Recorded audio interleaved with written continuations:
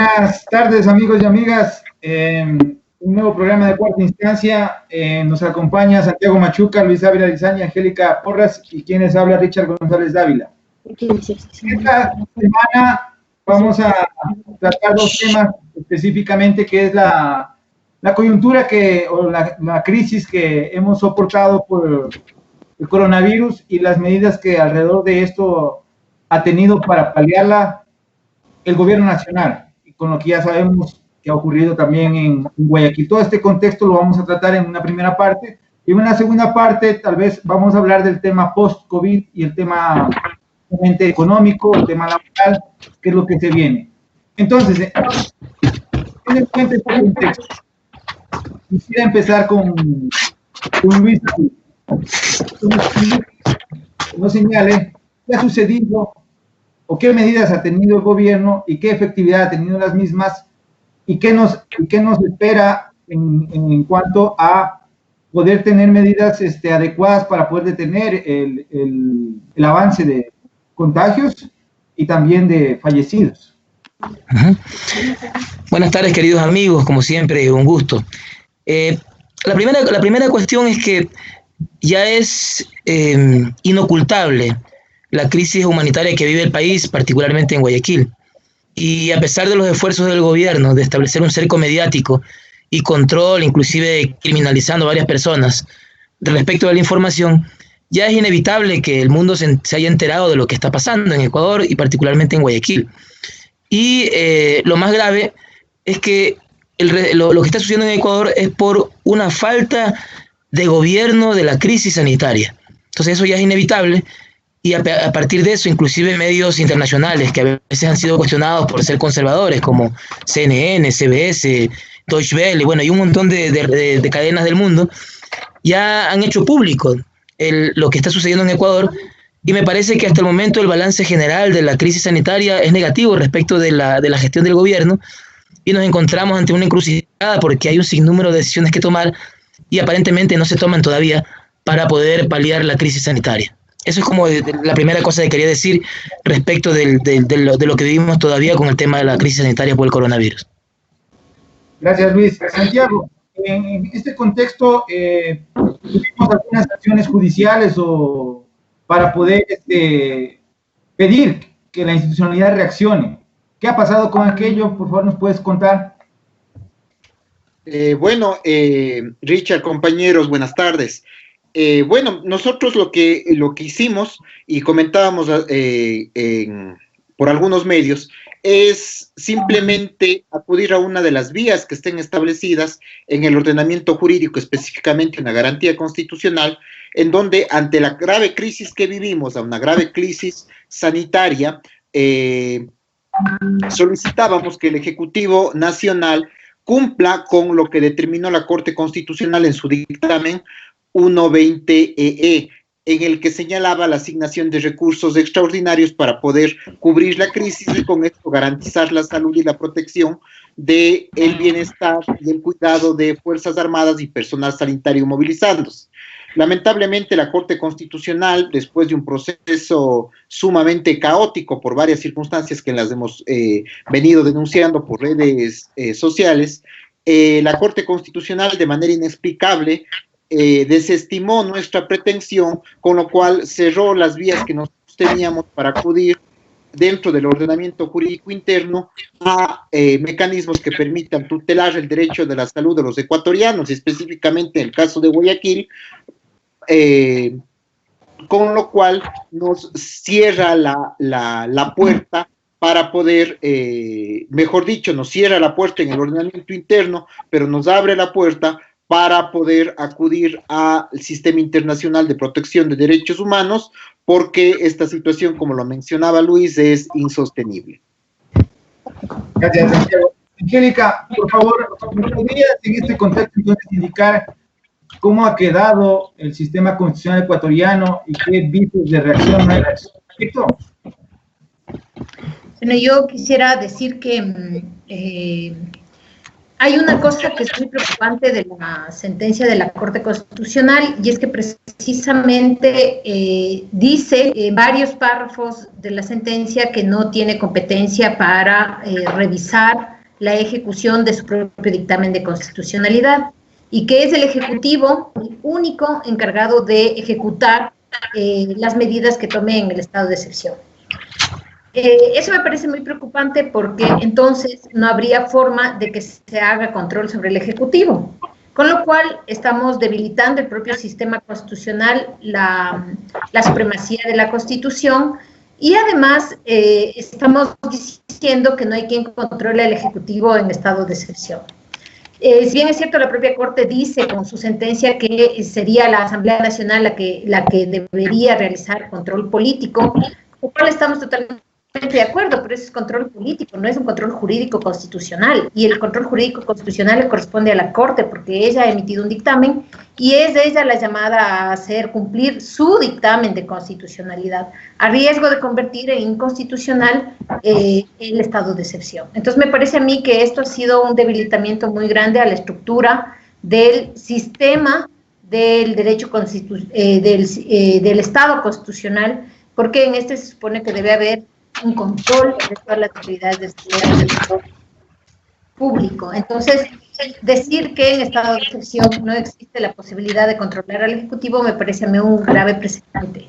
Entonces, esa es una primera cuestión. Por otro lado, también se ha dejado ver la forma poco racional en que se maneja el sistema de justicia. Por ejemplo, en este caso no nos notificaron con la excusa del señor presidente de la Corte Constitucional, cuando se supone que debían habernos notificado para podernos enterar de cuál es la razón por la que se está excusando. También hubiéramos querido conocer cuáles son las razones por las que la Corte Constitucional acepta esta excusa, tomando en cuenta que él se excusa de manera privada, que no corresponde, porque no tiene que comunicarse con las partes para excusarse, sino hacerlo a través del proceso, en una carta además que es ofensiva, pero que no tiene ningún sentido que nos refiramos a ella, porque eso debe ser considerado dentro del proceso. Y el proceso lo que correspondía hacer es notificarnos con que él se ha excusado y las razones de la excusa. Entonces, yo podría decir que estamos en una situación de indefensión, porque recordemos además que el sistema judicial, por orden del Consejo de la Judicatura, solamente permitía que se debata el tema, que puedan llevarse a efecto los procesos de flagrancia y el habeas corpus. Entonces, ¿ante quién vamos a recurrir si existe una violación de un derecho constitucional, como en este caso, un mal manejo de la pandemia, y en ese sentido, o un manejo poco adecuado de la pandemia, y en ese sentido, alguien tiene que decir si tenemos o no tenemos razón, y si la Corte dice yo no tengo la responsabilidad, entonces eso me parece que tú así es. Gracias. Luis, ¿podrías indicarnos las razones que utilizó la Corte en su sentencia, digamos, para indicar de que la petición realizada no tenía asidero? A ver, la Corte hizo una cosa bastante mañosa, si se lo podríamos decir de esa manera, porque lo que ocurrió es que manipuló nuestra pretensión. La pretensión principal nuestra tenía tres elementos. Un primer elemento, que era el central, donde se estaba pidiendo que se verifique el incumplimiento del propio dictamen de la Corte. Y luego había dos párrafos adicionales en nuestra pretensión, que lo que hacían era ampliar, explicar esa pretensión, que es la pretensión central. Y ellos se tomaron de la última cuestión, ¿ya?, para decir que nosotros hemos querido pedir, ¿ya?, ellos están imaginándose la pretensión nuestra, la están reformulando, y ellos están diciendo que nosotros hemos pedido allí que no se pague la deuda como el objeto de la acción de incumplimiento. Es decir, nos quieren hacer ver como tontos ante el foro jurídico, pero lo que están haciendo en realidad es manipular nuestra pretensión. Y me parece un acto muy poco ético de la Corte, razón por la cual ellos concluyen de que estamos pidiendo algo para lo cual la acción de incumplimiento no es la vía adecuada, lo cual es cierto. Es decir, nosotros no podíamos haber pedido eso porque en efecto no estaba en el dictamen la cuestión del pago de la deuda, y eso era parte más bien de una medida cautelar que también nos negaron, ¿ya?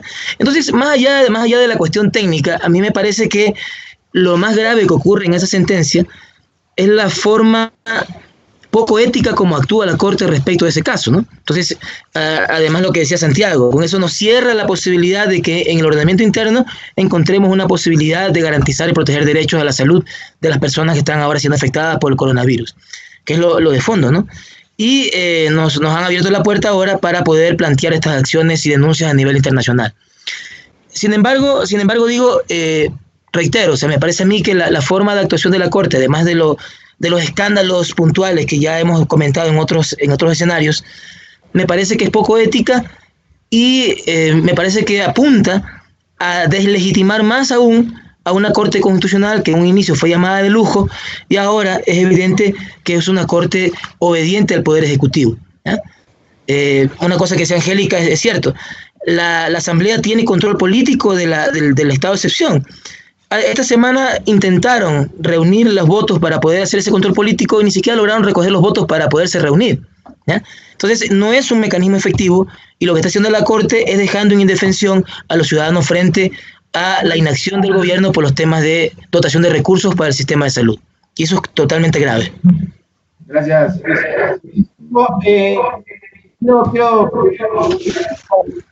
La Corte, efectivamente, como dijo Angélica, aceptó una excusa del presidente de la Corte. ¿Por qué no se llamó al siguiente juez o a cualquier juez para conformar el pleno?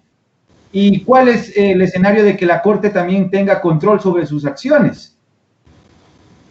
Bueno, en este caso, como yo había manifestado anteriormente, el procedimiento con el cual se evacúa esta acción de incumplimiento que nosotros presentamos del dictamen que dicta la propia Corte en el estado de excepción, es un procedimiento caótico, y es caótico en el sentido de que se van evidenciando algunas irregularidades que parten de lo que comentaba Angélica, esta carta que emite el doctor Hernán Salgado como presidente de la Corte a los accionantes, indicándonos que no hagamos perder el tiempo a la Corte, pero también situaciones que no se van dilucidando en el propio proceso. Por ejemplo, en el caso de la excusa debía, conforme determina el artículo 176 de la Ley Orgánica de Garantías Jurisdiccionales, la excusa debía ser presentada en su calidad de presidente ante el propio Pleno, y el Pleno debía haberse reunido y el Pleno debía haber resuelto sobre la excusa. En este caso, la excusa era obviamente, ¿por qué? Porque anticipó criterio en un proceso puesto a su conocimiento al excederse enviándonos una carta completamente descomedida y completamente grotesca. En este sentido, el Pleno de la Corte debía suspender justamente, mejor dicho, aceptar la excusa y llamar a que un nuevo juez integre el Pleno para que conozca la causa. Esa situación ni siquiera nos es puesta en conocimiento.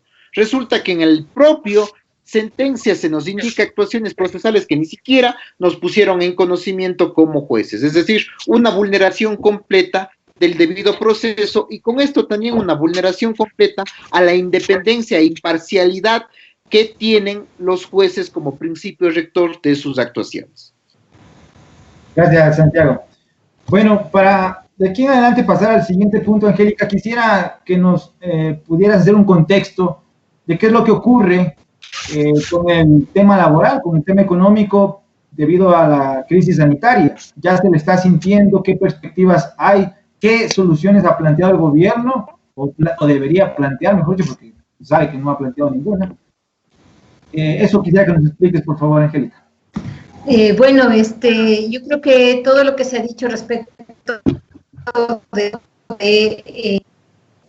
la crisis sanitaria y de las múltiples empresas a nivel nacional y internacional, de la CIDH y además los relatores especiales por la negativa de la Corte Constitucional, tiene otra cara, que es la cara de la crisis económica y social que se avecina. Y justamente es una crisis que debería haber sido tomado en serio por el gobierno para emitir una serie de acciones, una serie de decretos que permitan paliar la crisis que va a tener y sobre todo la reducción de los ingresos de los trabajadores. Porque a breve rasgos lo que podríamos decir es que el parar, el no trabajar en un país en el que el 60% de la población económicamente activa, o más del 50%, para ser más precisos, de la población económicamente activa no está vinculada a una relación laboral formal o tiene porcentajes de subempleo, no empleo pleno, etcétera.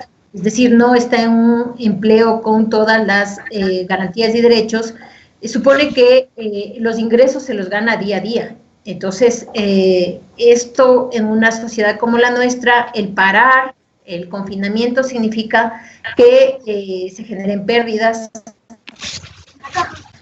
y lamentablemente estas pérdidas están yendo sobre a espaldas de los trabajadores, no solo de los formales, sino y principalmente de aquellos que no tienen una relación de trabajo establecida. Y eso supone que vamos a tener una crisis que tiene que ser enfrentada de manera seria y directa. Entonces, no puede ser que se deje al criterio de los empresarios, no puede ser que se deje al criterio de la solidaridad, entre comillas, del resto de la población para atender las necesidades más básicas de las personas. Entonces, yo quisiera señalar algunos puntos de esta situación. El parar, el confinarse significa dejar de trabajar. Eso supone una pérdida de ingresos. Esa pérdida de ingresos, si no es compensada de alguna manera por política pública, supone una disminución de la posibilidad del consumo, sobre todo en las familias más pobres. Desde esa perspectiva tenemos un problema mayor, la reducción de ingresos y el estancamiento de la economía. Pero por otro lado, esta crisis ha servido de pretexto, gracias a unos acuerdos ministeriales del Ministerio del Trabajo, que son el 76, el 77 y el 82, para, en primer lugar, despedir a las personas, sin haber prohibido los despidos de manera directa. Porque Argentina, por ejemplo, directamente en uno de los decretos de ampliación del estado de excepción, dijo está prohibido los despidos. En el Ecuador eso no ha ocurrido en ninguno de los decretos, de los acuerdos, más bien dicho, del Ministerio de Trabajo. Entonces, eso da la oportunidad de los despidos, que además se han acogido al artículo 169, numeral 6 del Código del Trabajo, que permite justamente terminar la relación laboral por fuerza mayor, sin tomar en cuenta, eso ya nos dará Santiago con más detenimiento, los pronunciamientos de la Corte Suprema, de la ex Corte Suprema de Justicia y de la Corte Nacional de Justicia, de cuándo vamos a considerar el tema como un asunto de fuerza mayor. Entonces, despidos.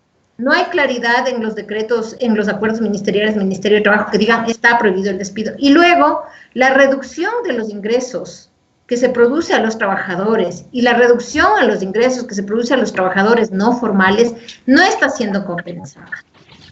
Y si bien se aumentó el bono de desarrollo humano, esto llega, según, a varios cientos de miles de personas. Pero estamos hablando de millones de personas que están en esa situación. ¿Cómo se va a responder? Además, esperemos que ya se haya concretado, hay un comunicado en el que se dice que recién desde ayer se iba a empezar a pagar a los funcionarios públicos que no correspondían a los de primera línea, es decir, salud, policía y militares. Esa es la situación, reducción de los ingresos de los trabajadores, despidos y además una situación crítica para las empresas pequeñas y micro. En Argentina se tomó una decisión y fue cubrir los salarios con un fondo, los salarios a cuenta del Estado de aquellos trabajadores de las pequeñas y microempresas. Entonces, ninguna de esas acciones se ha tomado en el caso ecuatoriano, ninguna de esas acciones tiene visos de tomarse y a mí me parece que eso nos pone en una situación muy compleja. Entonces, esto quisiera introducir más bien como contexto, ¿no? Ya, gracias, Angélica. Luis, yo quisiera preguntarte ¿por qué crees que el Estado está, bueno, más que no del Estado, el gobierno a través del Ejecutivo no ha propuesto ninguna de las medidas que se han visto en otros países, como señala Angélica? Bueno, hay dos cuestiones allí que habría que analizar para poder entender un poco la actuación del gobierno actual. Por un lado, el gobierno vive una crisis de legitimidad. Hasta antes del coronavirus, la aceptación del presidente y su gobierno bordeaban el 10-12% de aceptación, ¿no? Por supuesto, con ciertas variaciones de acuerdo a quien hace la encuesta, ¿no? Pero en todo caso, tenía muy baja aceptación y eso, digamos, se esperaba que un evento como el coronavirus, que se parece mucho a una guerra, como lo dijo el mismo presidente, le hubiese dado la oportunidad de que hubiesen ganado algo más de legitimidad. Sin embargo, allí viene la segunda cuestión que quería decir. La crisis de legitimidad además se junta a una crisis de gobernabilidad de parte del propio gobierno. Es decir, el gobierno tiene un presidente profundamente debilitado, hasta físicamente, lo cual, digamos, le pone una tremenda indefensión para poder liderar una crisis como esta. Y eso le hace recurrir a varias vocerías que se contradicen entre sí, ¿no? Entonces, una cosa es lo que dice la ministra de Gobierno y luego al día siguiente dice otra cosa el presidente del IES. Más adelante dice algo distinto el flamante ministro de Salud, ¿ya? Y luego también ahora aparece un último actor, que es este señor que ahora está encargado de recoger los muertos en la ciudad de Guayaquil, de ese apellido White, no sé cómo se pronunciará. Pero igual también él también comienza a dictar política pública totalmente contradictoria. Entonces, en ese contexto, la gestión de la crisis sanitaria del coronavirus se vuelve caótica. Entonces, me parece que eso explica en gran medida lo que está ocurriendo ahora. Ahora, frente a eso, hay algunos sectores que, por supuesto, ¿no? Están pensando en pescar a río revuelto, eso es evidente. Sin embargo, no creo que ninguno de esos sectores, incluido el correísmo, tenga la posibilidad de desestabilizar con viabilidad al gobierno. Eso no es posible, ¿ya? Sin embargo, es el pretexto para que el gobierno de alguna manera justifique algunas de sus indecisiones y la ineficiencia de su gestión respecto de la crisis sanitaria, ¿sí? Y también aparecen otros actores advenedizos, ¿no? Están por allí el expresidente Osvaldo Hurtado, que quiere formar un gobierno de transición, dice, ¿no? Claro, un gobierno de transición, dice, con el gobierno de Lenin. O sea, es una forma discreta de decirle, señor, por favor, dele los multiproductos y por favor tome asiento, ¿ya? Es una forma discreta de sacarlo del gobierno. Sin embargo, no ha tenido el apoyo suficiente porque él no tiene tampoco la legitimidad, ¿no? O sea, a mí me parece que Osvaldo Hurtado, el famoso sucretizador de la deuda, que tanto daño le hizo a la economía del país y que además su gobierno también fue tan represor como los que luego lo siguieron, no tiene ninguna legitimidad de ningún tipo, ni democrática, ni política, ni tampoco la calidad moral para venir a encabezar un gobierno de transición, ¿no? Afortunadamente nadie creo que le ha hecho caso, a pesar de que hay algunos sectores que han ido por allí tratando de convencer lo mismo. Sale también el Partido Social Cristiano diciendo que quiere una consulta popular en el corto plazo para modificar el ordenamiento jurídico ecuatoriano y algunos temas puntuales. Pero bueno, vivimos, me parece a mí, un caos, y un poco el actor central de todo esto es el gobierno, que no cede ni tampoco gestiona nada. Gracias Luis. Santiago, en este contexto y viendo a las propuestas que, digamos, se han dado, como narraba Angélica, o se discuten en otros países, en el Ecuador, ¿qué medidas se deben, crees tú, a discutir en la Asamblea Nacional, que entiendo es donde se va a presentar o se debería presentar el proyecto correspondiente de ley para afrontar el tema económico, no en un futuro, sino en un presente que ya se ve, porque ya hay la falta de pago de algunos servicios básicos, dentro de ellos incluso los alquileres y todo lo que conlleva aquello? Bueno, primero, el gobierno lo que tiene que tomar en consideración primero es situaciones que van a permitir solventar a la actual crisis, otras situaciones que van a permitir solventar en eventos post-crisis y situaciones que tendrán que ser recurrentes tanto en la crisis como después de la crisis. Entonces, en base a esta diferenciación de estos tres escenarios, se tiene que empezar a realizar una serie de acciones que permita al gobierno generar una política que tutele derechos. En el caso que mencionaba Angélica, lo fundamental en estos momentos es la protección del trabajo. Vamos ya a entrar al mes de paralización total de actividades. De lo que se escucha por noticias, las empresas privadas dicen ellos, tienen una liquidez para afrontar un periodo de 60, 90 días de paralización.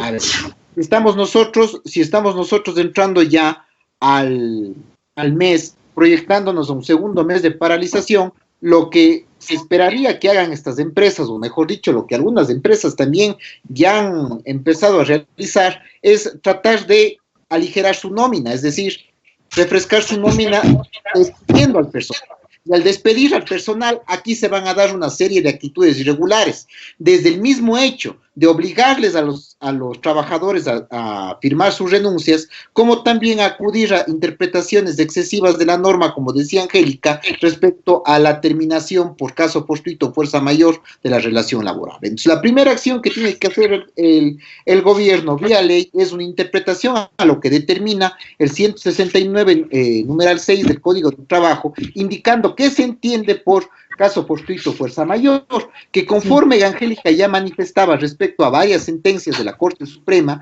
y de la Corte Nacional, esa causal únicamente opera cuando la empresa dejó de funcionar, y dejó de funcionar porque desapareció, se derrumbó, se perdió la maquinaria, se perdió la cosecha, se perdió las instalaciones. Ni siquiera esa causal pudo ser efectiva en el caso del terremoto de Manta, en donde no dieron paso los jueces en reclamos de indemnizaciones laborales, y se configuró en muchos de los casos indemnizaciones por despido intempestivo. Pero bueno, primera situación es fomentar el trabajo. Segunda situación que ya han implementado otros países, el tema de renta básica.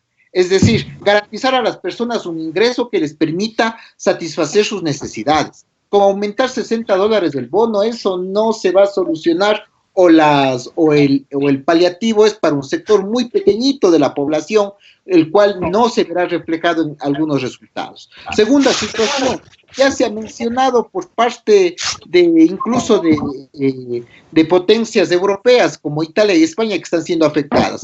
El tema, por ejemplo, de la suspensión del cobro de créditos, incluso en muchos de los casos por 90, 120 y 150 días después de terminado el periodo de crisis. Aquí vemos una resolución de la Junta de Política Económica que habla de un diferimiento del cobro de las obligaciones, que ni siquiera la banca pública quiere hacer caso.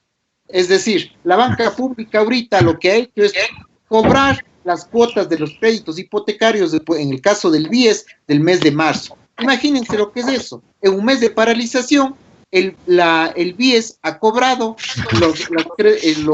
las cuotas por créditos hipotecarios. Entonces, ahí he dado 3 puntos que tendrían que estar estructurados en un proyecto de ley urgente que sí permite la protección del trabajo y la reactivación del empleo en la época de la crisis. Gracias, Ricardo. Tú nos decías y nos recordabas de que hasta el momento no se ha pagado los salarios de la mayoría de los servidores públicos. Eso evidentemente que hay una falta de liquidez. Recordemos que el gobierno decidió pagar deuda externa el 24 de marzo del 2020. En esa medida, ¿cómo se podría aplicar, por ejemplo, la renta básica desde el Estado si no tenemos ya la maquinita de hacer billetes como antes ocurría con el Sucre? Y otros países sí la tienen. Entonces, si no tenemos la maquinita de hacer billetes, ¿cómo podríamos implementar en la práctica este tipo de medidas que van a entrar desde el Estado a salvar a la gente? Bueno, en realidad es un problema complejo, pero me parece que sí hay formas. La primera cuestión es el tema de la deuda externa y los bonos global, sobre todo. Me parece que ya pagaron cuando no debían hacerlo, creo, por la crisis. Y eso no significa no honrar los compromisos, significa poner en primer lugar la salud y la gravedad de la crisis que estamos enfrentando. Pagaron el 24 de marzo 300 millones que mucha falta hacían. Esa es una primera cuestión. Es decir, había ahí una posibilidad. La segunda es que toca un nuevo pago a mediados de abril, y que sería, desde mi punto de vista, un error volver a hacer lo mismo que ya hicimos. Pero además existe una serie de reservas, bueno, no una serie, una reserva en el Banco Central que podría ser utilizada para este caso, porque es un caso de emergencia, pero que está en este momento prohibido que el gobierno pueda echar mano de eso. Entonces, la primera cuestión es liberar eso, y eso se puede hacer solamente con reforma legal. no es posible que el gobierno pueda hacerlo directamente, porque es a través de una ley que precisamente se cerró la posibilidad de que el gobierno y sobre todo el Banco Central tenga la posibilidad de acceder a estos fondos, a esta reserva.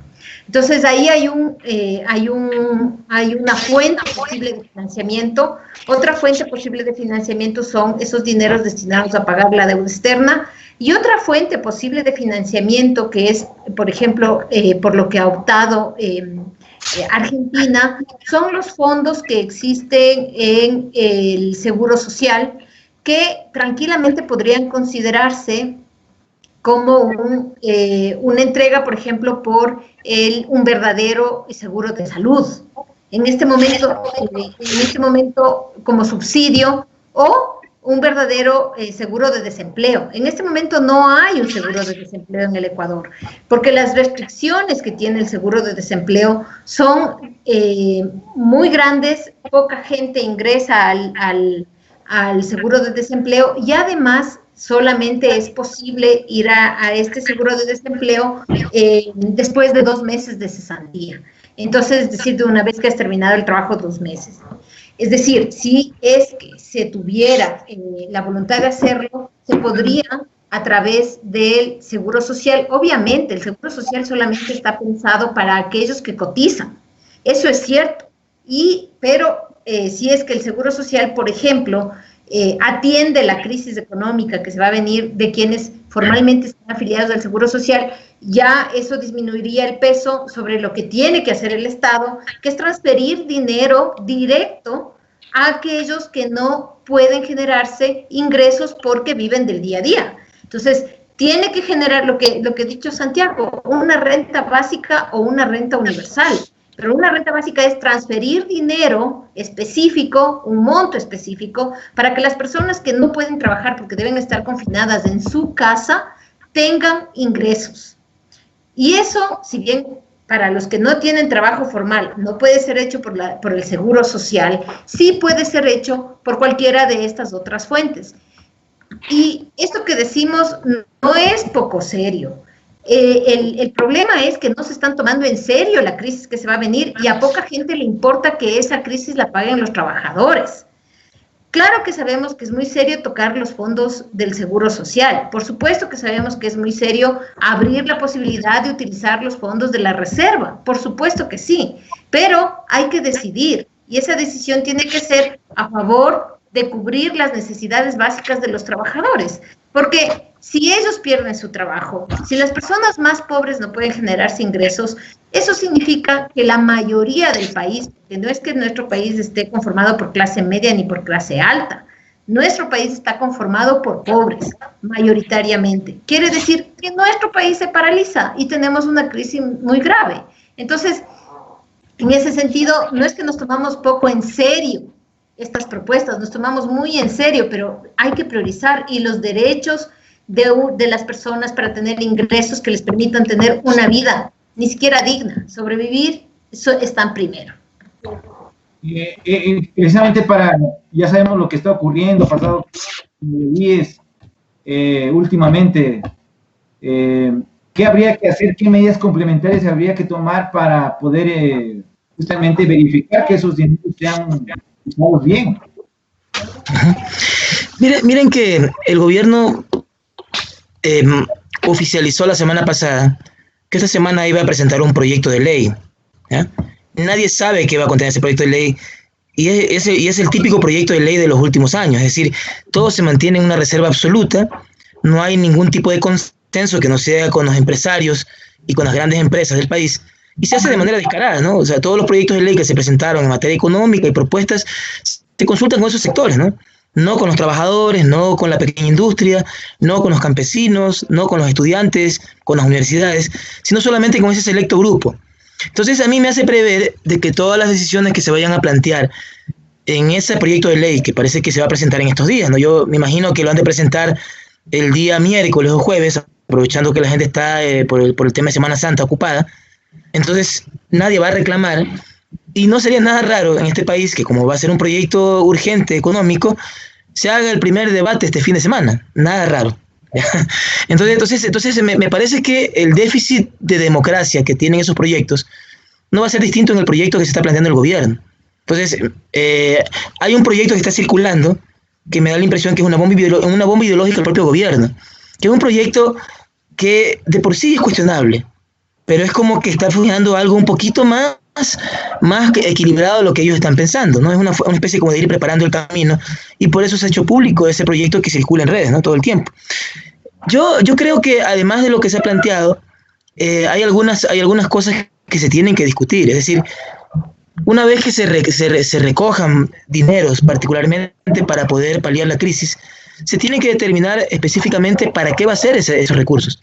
Uno de los problemas que hubo cuando fue el salvataje en el caso de Manabí fue que se creó una comisión con poderes omnímodos, ¿no? Y eso propició una enorme corrupción, ¿ya? Y que afectó, me parece a mí, la posibilidad de que esos recursos fueran a los lugares donde tenían que ir, ¿ya? Entonces creo que ahora va a pasar lo mismo, es decir, hay algunas medidas, la renta básica me parece una idea genial y se ha aprobado en varias partes del mundo, ¿no? De lo que revisaba en la literatura, se ha aprobado en algunos lugares con bastantes beneficios para la gente, ¿no? Se ha mejorado el ingreso y eso ha generado una especie de encadenamiento productivo que ha sacado a muchas familias de la pobreza. O sea, es interesante la propuesta, ¿ya? Pero por supuesto eso necesita un gobierno con amplia aceptación social que pueda aglutinar a los sectores políticos para poder decidir algo como eso, y además también liderar y movilizar a la población. Y yo creo que este gobierno no está en esas condiciones. Entonces mucho me temo que lo que se va a plantear ahora va a ser una verdadera fanesca, ya que estamos en esta época de justamente eso. Va a ser una fanesca total y que posiblemente genere mucho más caos. Es lo que yo preveo de lo que está pasando ahora. Gracias, Luis. ¿Se diría, o qué tiempo tiene el Ejecutivo, prevés tú, para poder enviar este proyecto de ley, o qué pasa si no lo envía?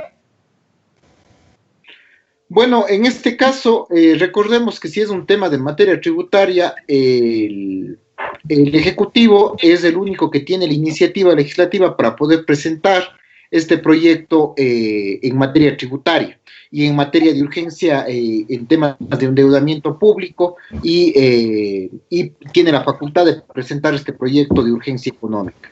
En este caso, entendemos que la Asamblea tendría 30 días para poder tratar este proyecto, sin el cual entra por el Ministerio de la Ley. Como lo decía Luis, la Asamblea tiene imposibilidades serias, no solo ahorita para poder llegar a consensos, sino para poder tratar temas serios, sino también para poder ahora reunirse. Entonces, nada raro es de que este tema incluso termine entrando por el Ministerio de la Ley después de los 30 días. En situaciones que ni siquiera han sido difundidas y ni siquiera han sido abordadas desde una mirada seria que beneficien amplios sectores, sino sectores de empresarios o sectores que tienen el poder económico. Angélica, ¿nos podrías comentar cuáles son las propuestas de los empresarios que ya están rondando en la mesa del debate y que principalmente ellos ven como solución para la crisis? Bueno, la solución que ellos siempre han planteado y que además han tenido mucho éxito es el tema de lo que ellos llaman la flexibilización laboral y que nosotros les llamamos precarización laboral. Y me parece que esto empezó ya con los acuerdos ministeriales del Ministerio de Trabajo, cuando permiten la suspensión de la jornada laboral, la reducción de la jornada y además la modificación de la jornada. Estos tres elementos, sobre todo la reducción de la jornada, que claramente por la remisión que hace el acuerdo al Código del Trabajo, supone también una reducción de los ingresos, sin que el resto que le reducen los ingresos al trabajador sea compensado por el Estado, pero además la suspensión de las labores también está en la práctica, aunque no dice eso el acuerdo ministerial, reduciendo el ingreso. Entonces, estas son formas que ya han empezado de flexibilización laboral o precarización laboral, porque después, ¿quién nos va a garantizar que las cuestiones vuelvan al momento anterior a la crisis? Si vamos a decir siempre, bueno, estas son las consecuencias del confinamiento, seguimos en crisis, seguimos en crisis, seguimos en crisis. Pero además, hay cuestiones muy complejas. Por ejemplo, esto por lo que siempre han luchado los empleadores, que es el trabajar sábados y domingos sin remuneraciones extraordinarias, como horas extraordinarias u horas suplementarias, extraordinarias en concreto sentido si se trata de sábados y domingos. Y eso lo permiten ya estos decretos, porque permiten que las 40 horas sean distribuidas a lo largo de 7 días inclusive, bueno, no de 7 días, de 5, pero incluyendo sábados y domingos. Es decir, con lo que yo me estaría evitando como empleador el pagar horas suplementarias y horas extras. Entonces, eso es una lucha que ellos han tenido siempre, y a mí me da la impresión de que la ley que la están pactando con ellos va a poner en esta categoría de ley a estas reformas a la jornada laboral, al contrato de trabajo, porque de hecho ya se está hablando de los nuevos tipos de contratación. ¿Cuáles nuevos tipos de contratación? Los que han propuesto los empresarios. Es decir, que haya una posibilidad de que hasta se trabaje 3 años sin posibilidad de generar indemnización por despido intempestivo. Y ahora tienen el pretexto perfecto, que es la crisis que se generó por el confinamiento. Entonces, en realidad, me parece a mí que esto es muy grave porque están aprovechando para flexibilizar la relación laboral. Entonces, las propuestas de los empresarios han sido esas: reducir el tema de los pagos de horas extras horas extraordinarias y horas suplementarias, aumentar la jornada de trabajo, permitir que se trabaje sábados y domingos sin pagar horas extras y horas suplementarias, además, permitir que haya despidos sin indemnización. Por ejemplo, el tema de la utilización del 169, numeral 6 del Código del Trabajo se hace sin indemnización.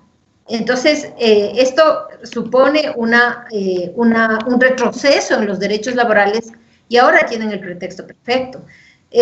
A mí me parece que todas estas reformas son inconstitucionales, van en contra de la Constitución y pretenden cargar el precio de la crisis sobre los trabajadores. Gracias, Angélica. Luis, en este contexto, el Estado debería ayudar las empresas pagando, por ejemplo, los salarios de los trabajadores. Llegar a ese punto podría ser. ¿Y a qué tipo de empresa sería? Si es que tú crees que eso es conveniente o no lo es. A mí me parece que las soluciones que se busquen mediante la política pública, incluidas las leyes, deben ser lo más posible, ¿no? O sea, eso es un hecho que también los trabajadores, los campesinos, los estudiantes, los trabajadores informales y todos los que trabajamos de alguna manera también sin relación de dependencia, tenemos también que poner una parte de lo nuestro. El problema es que siempre estas crisis van sobre los hombros de la clase media y de los más pobres, ¿no? Entonces, yo creo que un poquito lo que se tiene que establecer allí es una directriz para que haya equilibrios. O sea, si se tiene que hacer contribuciones especiales, por supuesto que sí, pero siempre de manera equilibrada. Solamente por hacer un paréntesis, miren, en ese proyecto que dicen que es falso, ¿no? Que no pertenece al Ejecutivo, establecía una contribución donde llegaba hasta el 6% del sueldo de los que tienen mayor ingreso en el Estado, ¿ya? Lo cual parece interesante, habidas cuentas que puede ser que eso no impacte de manera negativa en los mandos altos del Estado. Pero al mismo tiempo, había una contribución, ojo, no esa contribución se hacía por 6 meses, ¿no?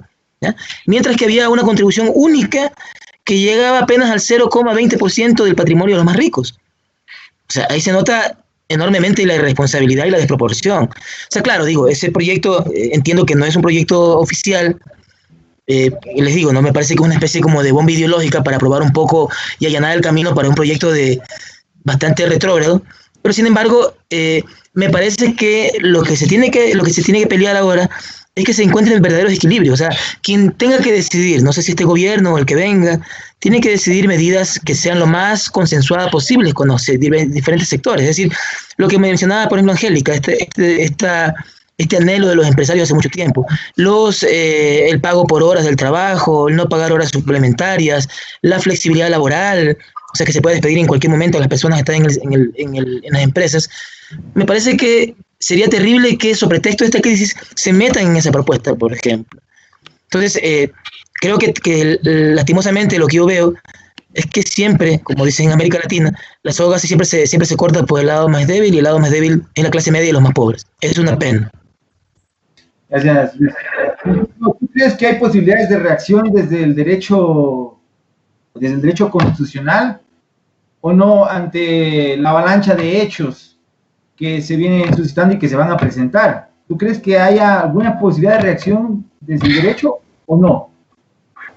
Bueno, el trabajo que hemos hecho nosotros con la Corte Constitucional a través de esta acción de incumplimiento y la forma en cómo de manera inexplicable la Corte está actuando, de alguna u otra manera nos lleva ya a sacar nuevamente un debate que siempre lo teníamos respecto a la eficacia de la jurisdicción constitucional, no solo en la alta corte, en la Corte Constitucional, sino también en la eficacia de las garantías en jueces ordinarios. Ahora bien, eso no implica de que se tengan que seguir activando los mecanismos que sean necesarios para poder tutelar los derechos, pero también ir activando vías ante el Sistema Internacional de Protección de Derechos Humanos. Entre esos, por ejemplo, y lo que nos valga mencionar, algunas situaciones que nosotros las hemos venido trabajando, bien sea este tema de la solicitud de medidas urgentes que hemos presentado ante la Comisión Interamericana de Derechos Humanos por estos temas que están sucediendo respecto a la grave crisis sanitaria y a la falta de respuesta eficaz por parte del Estado, o a esta petición que hemos presentado también ante la relatora de Naciones Unidas para la protección del derecho a la salud. Entonces, si bien son mecanismos que nos llevan son mecanismos que tenemos que irlos implementando, pero obviamente que nos llevan a reflexionar si es que la viabilidad en la Corte, en la jurisdicción constitucional, en el ordenamiento interno, nos va a permitir el objetivo principal, que es la tutela de los derechos. La Corte sigue teniendo desafíos y sigue teniendo exigencias todos los días, pero la inacción de la Corte va a llegar a un momento en el que la Corte no va a poder justificar esa inacción. Entonces, sí, habrá que seguir activando los mecanismos en el ordenamiento interno, pero también pensar en mecanismos ante el sistema internacional. Gracias, Santiago. Angélica, ante este escenario, Santiago, ¿qué mecanismos de participación ciudadana tal vez queden como para poder complementar efectivamente esta inacción del sistema judicial? Y por otro lado, también la inacción de las políticas públicas, porque ya ha pasado bastante tiempo y no hay la presentación del proyecto de ley ni siquiera para que se discuta. Entonces, ese escenario, ¿qué posibilidades hay de reacción más que nada? Bueno, yo quisiera decir que la jurisdicción constitucional está pensada justamente para proteger los derechos, y los derechos no son solo los derechos civiles y políticos, son también los derechos económicos y sociales. Y esa es una cuestión que en nuestro país, aunque en la retórica y el discurso está muy presente y en todas las universidades eso es lo que se enseña, en la práctica no funciona. En la práctica no existe una percepción ni una comprensión de que los derechos económicos, sociales y culturales también son derechos fundamentales y que la jurisdicción constitucional tiene que responder a ellos. Entonces, dicho esto, me parece que las esperanzas de que la jurisdicción constitucional responda ante esta necesidad es baja, es baja. Sin embargo, como dice Santiago, hay que seguir poniendo las acciones que haya que poner ante la jurisdicción constitucional. Pero me parece que el otro punto que plantea Richard es el de la participación ciudadana. Hay que buscar mecanismos de participación ciudadana quizá un poco más imaginativos, porque estamos en confinamiento, ¿no? Pero me parece a mí que esa es la única posibilidad de equilibrar la posición de un gobierno que tiene claramente unos acuerdos con la banca, unos acuerdos con el alto empresariado y no más bien con los pobres y la clase media. Entonces, no hay cómo descuidarse de eso, hay que buscar que la gente se pronuncie, obviamente no hay cómo, sino desde las casas mientras esto continúe, pero quizá una consulta popular quizá una propuesta de iniciativa popular para una ley podrían ser alternativas, ¿no? Para consultarle a la gente qué es lo que quiere también en tema de derechos económicos, sociales y culturales. Gracias, Angélica. Bueno, entramos en el cierre del programa. Compañeros, quisiera que dejen un cierre de todo lo que se ha hablado aquí y sus perspectivas para lo que viene en adelante. Luis, por favor.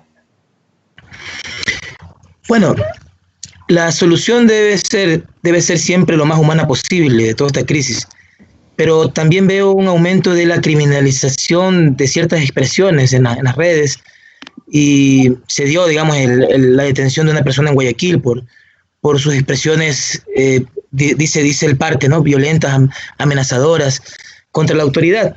Creo que lo que más me llama la atención es que hay juristas bastante encumbrados, muy respetados en el país, que apoyan cosas como estas, ¿no? O sea, dicen que eso de faltar el respeto a la autoridad no debe quedar impune, y eso es terrible. Entonces me parece a mí que lo que debe entenderse es que los ciudadanos tenemos el derecho de fiscalizar políticamente a las autoridades. En las críticas que se nos ha hecho también la semana pasada por la acción que presentamos, también noto algo de eso, ¿no? Dicen, ¿quién les paga a ustedes? ¿Cómo así están ustedes en esto? ¿Qué intereses políticos tienen? ¿Quieren cargos públicos? ¿Ya? Entonces, digamos, creo que nosotros tenemos que reflexionar en el país sobre la necesidad de que los ciudadanos retomemos el poder. O sea, el poder es de los ciudadanos, pues nosotros pagamos con nuestros impuestos a quienes ejercen el poder, en nuestro nombre. Entonces, por tal razón, en esta crisis yo creo que una de las grandes lecciones es que hay que democratizar la democracia, como propone Boaventura de Sousa. Hay que profundizar esos procesos democráticos, porque la crisis sirva para algo, creo yo. Gracias, Luis. Por favor, Santiago. Bueno, hay que buscar los cauces institucionales que permitan que las personas puedan ir planteando su inconformidad y planteando también sus necesidades para que obtengan una adecuada respuesta estatal. Si eso no pasa, la conmoción social y la problemática social va a erosionar de tal manera que nos va a llevar a situaciones como ya vivimos y hasta peores como las que tuvimos en octubre del año 2019. En ese sentido, las propias instituciones tienen que dar respuestas oportunas para la tutela de los derechos. Si eso no sucede, lamentablemente a la gente no le va a tocar otras alternativas que organizarse y exigir de manera violenta la materialización de esas situaciones. Me hago eco a lo que decía Luis. Sí, hemos recibido ataques completamente infames. Yo creo que la protección de los derechos humanos y el activismo en materia de derechos humanos no es fácil, y que de alguna u otra manera no solo hemos tenido que prever ataques del propio poder, sino también ataques desde ciertos sectores más retrógradas. Yo he denominado a ciertos sectores como los constitucionalistas del papel y del escritorio. Es decir, constitucionalistas que se enmarcan en lo que decía Salgado. Pues bueno, ¿por qué no, en vez de estar perdiendo el tiempo con estos pedidos, vayan a hacer obra de caridad? Ese es el constitucionalismo de la caridad. Entonces, frente a esto, también nos implica a nosotros a reinventarnos y a generar mecanismos también de reacción desde la academia y desde el ejercicio de la profesión también a esos sectores retrógrados que lamentablemente no ven más allá de sus propias narices y que están muy cómodos en la estructura actual del status quo que estamos viviendo. Por favor, Angélica. Bueno, decir que no hay que bajar la guardia, que hay que, después de que pase el tema del coronavirus y la emergencia sanitaria, hay que tomarse en serio el tema económico, los derechos de los trabajadores, y porque hay que protegerlos. Amigos, muchas gracias. Cuarta instancia, gracias a su hoja de ruta. Buenas tardes. Hasta luego.